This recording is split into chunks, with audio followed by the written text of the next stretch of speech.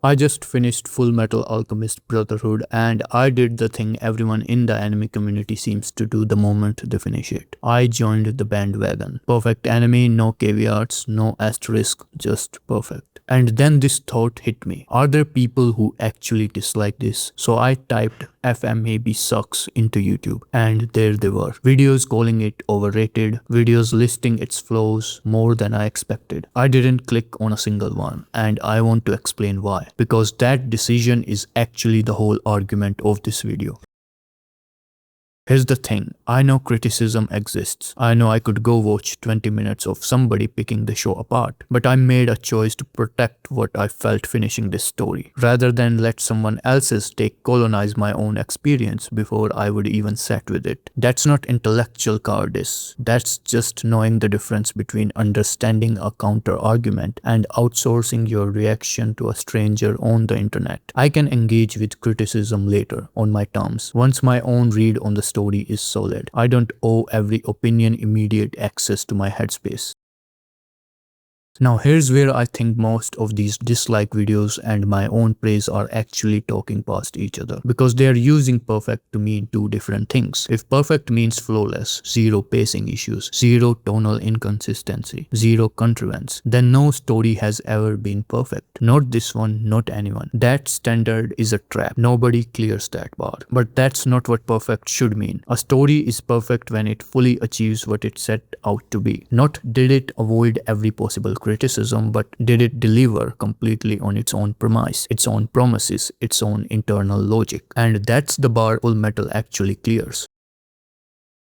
Go back to episode 1. The core rule is laid out immediately. Equivalent exchange. To gain something of equal value must be lost. That's not just a magic system. It's the entire moral architecture of the show. Every major arc is a variation on that idea. Ed and Elle lose their bodies trying to cheat death and spend the whole story learning that some losses can't be alchemized back. Mustang trades his idealism for the power to change the country and has to figure out if that trade was worth it. Father wants ultimate power without ever paying an honest price for it, which is exactly why he's the main villain of the story. Even the ending refuses cheap resurrection. The dead stays dead. Ed gives up alchemy itself to get Elle back. The show pays its own price right up to the final scene. That's what achieving what it set out to be looks like. The theme isn't decoration, it's load bearing. Every emotional payoff earns itself by following the rule the story set up in its first 10 minutes.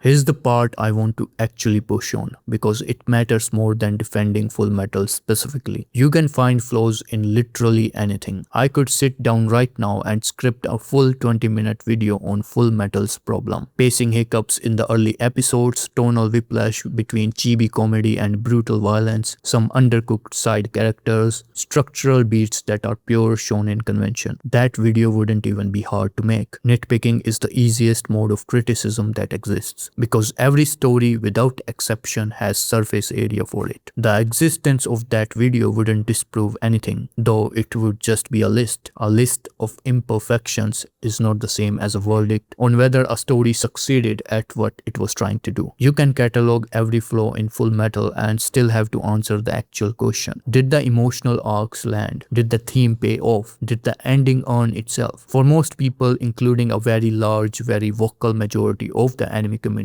the answer is yes. The flaws exist alongside that success. They don't cancel it.